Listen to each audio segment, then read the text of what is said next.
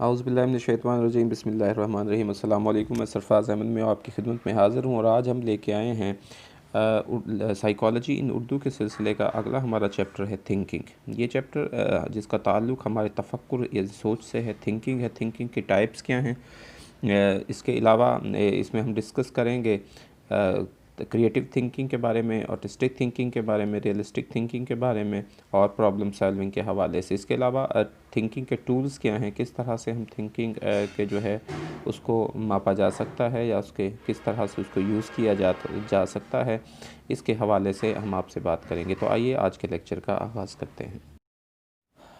Lecture के आगाज़ से पहले मेरी आपसे रिक्वेस्ट है, जिन्होंने अब तक मेरा ये चैनल सब्सक्राइब नहीं किया है वो काइंडली ये चैनल सब्सक्राइब कर लें और बेल आइकन पर क्लिक करें ताकि इस तरह की आपको जितनी भी लेटेस्ट वीडियोस जो हैं साइकोलॉजी के हवाले से और मोटिवेशन के हवाले से जो भी मैं अपलोड करता हूँ उनके नोटिफिकेशन आप तक पहुँच सकें और आप इनसे मुस्तफ़ीद हो सकें और अपने नॉलेज में इजाफ़ा कर सकें। तो सबसे पहले हम थिंकिंग की जो है वो डेफिनेशन पे बात करते हैं। इसका मतलब होता है उन मालूमात को जो कि याददाश्त में महफूज होती हैं, उनका तब्दील होना, दोबारा मुनज़्ज़म होना और उनसे नई मालूमात का बनना। तो किसी शख्स के ख़यालात और राय को भी तफ़क्कुर कहा जाता है। ये बेसिकली एक changing and reorganising the information जो कि हमारी मेमोरी में स्टोर्ड होती हैं और नई इन्फॉर्मेशंस को क्रिएट करना, ये थिंकिंग है। तो थिंकिंग की मुख्तलिफ़ इक़साम होती हैं। सबसे पहली जो इम्पोर्टेंट है क्रिएटिव थिंकिंग जिसको कहा जाता है। तो क्रिएटिव थिंकिंग से मुराद है किसी नई चीज़ को तख्लीक करना या नई चीज़ को बनाना, यानी मेक और जो एबिलिटी टू मेक और otherwise bring into existence something new. तो whether a new solution to a problem हो सकता है, यानी किसी भी मसले का नया हल हो सकता है, न्यू मेथड हो सकता है, एक डिवाइस हो सकती है या न्यू आर्टिस्टिक ऑब्जेक्ट्स और फॉर्म हो सकती है। तो तख्लीकी जो तफ़क्कुर या जो क्रिएटिव थिंकिंग है किसी भी मसले को नए अंदाज में नए ज़ाविये से देखने का नाम भी है। इससे मुराद ज़ाती तख़य्युलाती सोच जिसकी बदौलत नए और कारआमद हल जो है वो तलाश किए जाते हैं। तो तख्लीकी सोच एक ऐसी सोच होती है जो कि बिल्कुल नई होती है और ऐसी सोच जो कि पहले से मौजूद ना हो उसे हम क्रिएटिव थिंकिंग कहते हैं। सादा अल्फाज से किसी भी नए और अछूते ख़याल और किसी मसले के हल के बारे में सोचना या किसी नई ईजाद का ज़हन में आना, इसे तख्लीकी सोच या तफ़क्कुर कहते हैं। इसके मुख्तलिफ़ मराहिल होते हैं, स्टेप्स होते हैं क्रिएटिव थिंकिंग के। जब भी कोई चीज़ क्रिएट की जाती है तो सबसे पहले उसकी प्रिपरेशन की जाती है, तैयारी होती है। इसमें तख्लीक कार किसी मसले को तरतीब देता है, उसके बारे में हक़ाइक़ और मवाद को जमा करता है और उनको बाज़ दफ़ा ऐसा करने के बावजूद मसले का हल नहीं निकल रहा होता, मगर एक तख्लीकी सोच रखने वाला शख्स मुकम्मल तैयारी और मनसूबाबंदी के साथ उस पे काम कर रहा होता है, उसमें लगा रहता है और जब तक उसका कोई हल ना निकल आए। तो अगली जो स्टेज होती है प्रिपरेशन के बाद इंक्यूबेशन है, ये बहुत इंपॉर्टेंट है। तो काफ़ी अरसे किसी मसले के हल के लिए लगे रहने के बाद ऐसा वक्त आता है कि इंसान के जहन में उसके बारे में सोच में कमी वाक़या हो जाती है। जो ज़ाहरी सरगर्मियाँ होती हैं वो मान पड़ जाती हैं, मगर उसका लाशऊर उस मसले के हल के लिए मुसलसल काम कर रहा होता है। फिर अचानक ऐसा होता है कि तख्लीक कार किसी काम में मसरूफ़ होता है कि अचानक उसके जहन में उस मसले का हल अचानक से खुद ब खुद आ जाता है। इसको इंक्यूबेशन या वजदान कहा जाता है। इल्यूमिनेशन तीसरा मरहला होता है जिसमें जो इंक्यूबेशन के बाद अगला जो जब तख्लीकी जो ख़यालात अचानक जब वक़ू पज़ीर होते हैं तो इस तरह जो एक मध्यम और मुबहिम और गैर वाज़ेह जो चीज़ें होती हैं वो क्लियर होनी शुरू हो जाती हैं और तख्लीकी कार को ऐसा लगता है जैसे मसले का हल एक फ़िल्म की सूरत में उसके सामने मौजूद है। इस मरहले को इल्यूमिनेशन कहा जाता है। इस मरहले में तमाम राब्ते और ज़ाविये खुद ब खुद मिलना शुरू हो जाते हैं और फिर तख्लीक कार सोचता है कि अच्छा ये वो ख़याल था जिसके बारे में वो सोच रहा था। जो चौथा मरहला होता है उसमें वेरिफ़िकेशन उसकी हो जाती है कि किसी जो भी चीज़ जो भी तख्लीक हुई, जो चीज़ बनाई गई, जिस पर काम हो रहा था, अब उसकी तस्दीक कर ली जाए कि वाकई ये हल हो सकता है या नहीं। फिर यानी वो हल जो सामने आया उसका जायज़ा लिया जाता है, जैसे जिसे तस्दीक कहते हैं। अगर यहाँ पर फ़र्द नाकाम हो जाता है तो उस हल की तस्दीक नहीं होती है तो फिर से पहले मरहले पर वापस जाया जाता है और तस्दीक का मरहला बखूबी सरअंजाम जो है किया जाता है और इस मसले का हल मुमकिन हो जाता है या कोई नई चीज़ जो है वो तख्लीक हो जाती है। तो इसको हम क्रिएटिव थिंकिंग कहते हैं। दूसरी जो हमारी टाइप है थिंकिंग की उसे ऑटिस्टिक थिंकिंग या गैर हकीकी सोच कहते हैं। ये सोच कि वो किस्म है जो हकीकत पर मबनी नहीं होती बल्कि ये एक मुतज़लज़ल या परेशान कुन ख़यालात की किस्म है। इसका ताल्लुक़ फ़र्द की ज़ाती तजर्बात से भी हो सकता है, जैसा कि ख़यालात जो कि हकीकी ना हों और उनका जहन पर सवार कर लेना, दिन में ख्वाब देखना या ख़याली दुनिया कायम कर लेना, ऐसी सोच जो किसी मकसद पर मबनी नहीं होती है, जिसका कोई मकसद नहीं होता है। सोच की इस किस्म में फ़र्द माहौल के अंदर अपनी ही ख़याली दुनिया कायम कर लेता है और अपनी जो कुछ इस दुनिया के मुताबिक नहीं होता है तो फिर उसके अंदर ज़हनी इंतशार का वो शिकार हो जाता है, उसकी सोच टूट फूट का शिकार हो जाती है। यानी इंसान ऐसे ख़यालात सोचता है जो कि हकीकत में मुमकिन नहीं होते, उसे गैर हकीकी सोच कहा जाता है। इस सोच में मुब्तला लोग किसी किरदार को बार बार दोहराते हैं या उसका किरदार बहुत महदूद सा होता है, मुतवातर और महदूद किरदार। अब इसमें सबसे पहले स्टीरियोटाइप, ये बेमकसद हरकत होती हैं, यानी फ़र्द बेमकसद हरकत करता है, जैसे हाथ हिलाना, सर घुमाना, जिस्म को झटके देना या मुसलसल वही काम करना जिनकी कोई हकीकी दुनिया से जिनका ताल्लुक़ नहीं है। इसमें जो गैर हकीकी सोच वाले इंसान के अंदर कंपल्सिव बिहेवियर होता है। इसमें फ़र्द तमाम कवानीन और अहकामात पर मुकम्मल अमल दरामद करता है और चीज़ों को बड़ी तरतीब के साथ रखता है। इसमें फ़र्द तब्दीली के ख़िलाफ़ मज़ामत करता है और किसी चीज़ की तब्दीली को बर्दाश्त नहीं करता और किसी की मदाखलत को बर्दाश्त नहीं कर सकता है। इसके बाद रिचुअलिस्टिक बिहेवियर उसका हो जाता है। गैर हकीकी सोच वाले पर्सन का तमाम चीज़ों को एक तरह से करने का आदी होता है और रोज़मर्रा के मामलात को एक तरह से ही सर अंजाम देता है और उसका रिस्ट्रिक्टेड बिहेवियर होता है, यानी इसमें मुब्तला जो फ़र्द होता है उसकी दिलचस्पियाँ, सरगर्मियाँ बहुत महदूद होती हैं, जैसा कि सिर्फ एक ही प्रोग्राम को देखना, एक ही तरह का खाना खाना, एक ही किस्म के कपड़े पहनना और एक ही तरह के जो खिलौनों से खेलना या काम करना। इसी तरह इसमें सेल्फ़ इंजरी करता है, जो गैर हकीकी सोच वाला पर्सन होता है, ख़ुद को ज़ख्मी करता है, ख़ुद को तकलीफ़ पहुंचाता है और इस तरह की हरकतें करता है जिसमें ख़ुद को तकलीफ़ हो। तो ये शख्स जो है इस सोच को ऑटिस्टिक थिंकिंग या गैर हकीकी सोच कहा जाता है। इसके बाद रियलिस्टिक थिंकिंग आती है। रियलिस्टिक थिंकिंग में इसका एक ख़ास मकसद होता है और फ़र्द एक ख़ास मकसद की तरफ लेकर जाने वाली ये सोच होती है। तो हकीकत पसंद सोच से मुराद है कि हालात के हर पहलू का जायज़ा लेना, उसके बाद उस पर फ़ैसला करना, ठीक है, और उस में अपनी सोच का और अपने जज्बात का अमल दखल ना होना और गैर मंतिकी और गैर अक़ली सोच का बिल्कुल भी जो है उसके अंदर कोई भी जो है वो हिस्सा ना होना। तो हकीकत के मुताबिक जो सोच होती है और जो रियलिटी बेस्ड होती है उसे हकीकत पसंदाना सोच कहा जाता है। दूसरे अल्फाज में इसका मतलब है कि ख़ुद को दूसरों को दुनिया को एक मुतवाज़न और मुनसफ़ाना अंदाज में सोचना और देखना। एक मकसद ज़हनी सरगर्मी होती है जो कि नतीजा तक पहुँचने के लिए मालूमात पर काम करती है और मालूमात के साथ मुंसलिक होती है। इस सोच में मुब्तला अफराद किसी भी काम को करने के लिए नज़रियात, ख़यालात और तसव्वुरात का जो माजी से सीखे गए और जहन में महफूज हो गए उनका सहारा लेकर आगे बढ़ता है। इसकी मुख्तलिफ़ इक़साम होती हैं।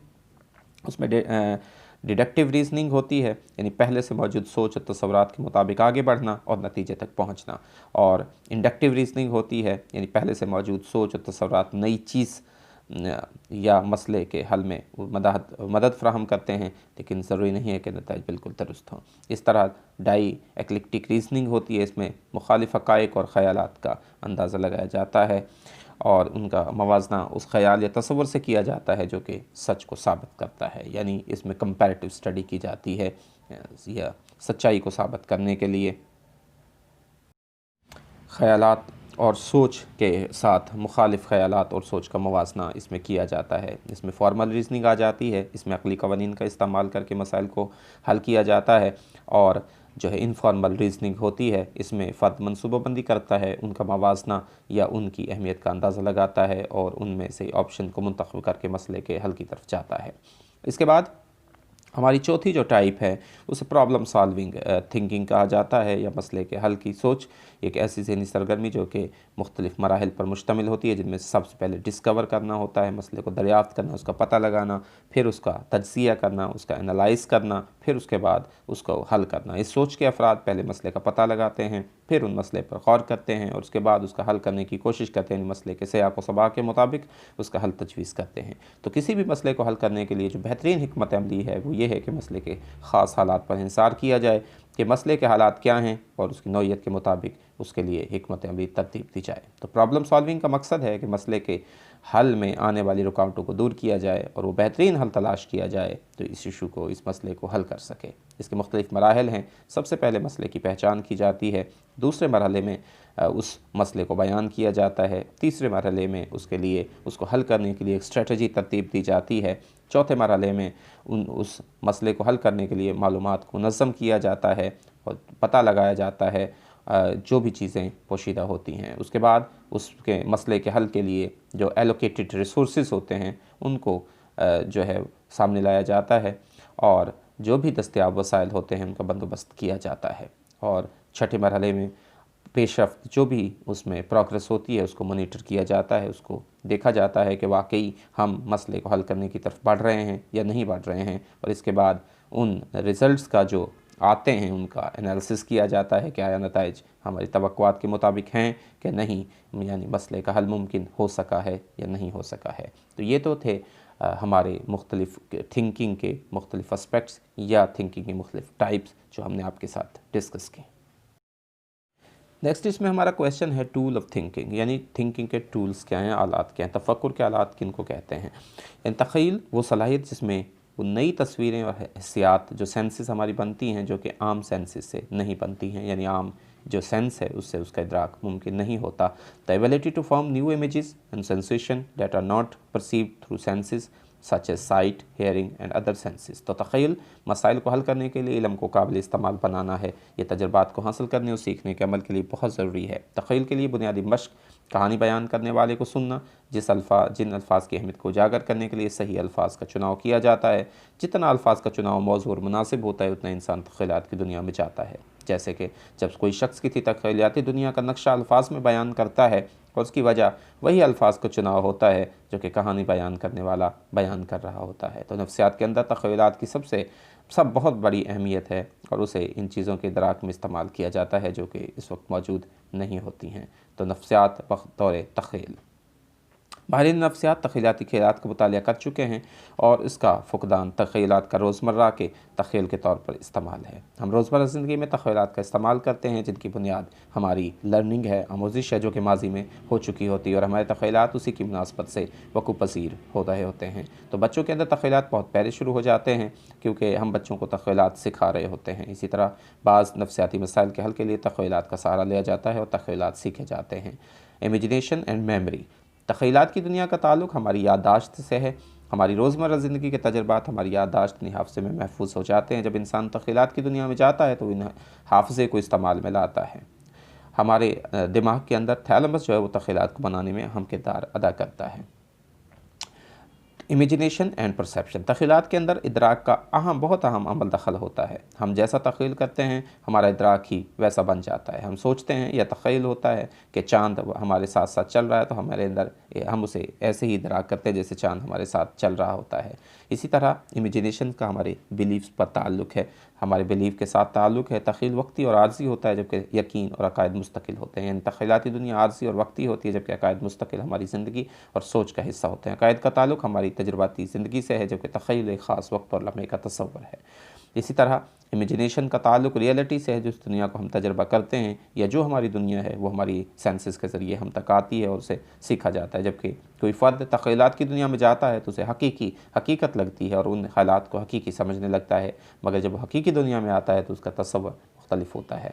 शिज़ोफ्रेनिया के मरीज़ इस तख़य्युलाती दुनिया को समझते हैं कि बाज़ दफ़ा कुछ अद्वियात में इंसान को तख़य्युलात के अंदर ले जाया जाता है और फ़र्द उनको हकीकी दुनिया समझने लगता है, मगर ये एक आर्ज़ी अमल होता है।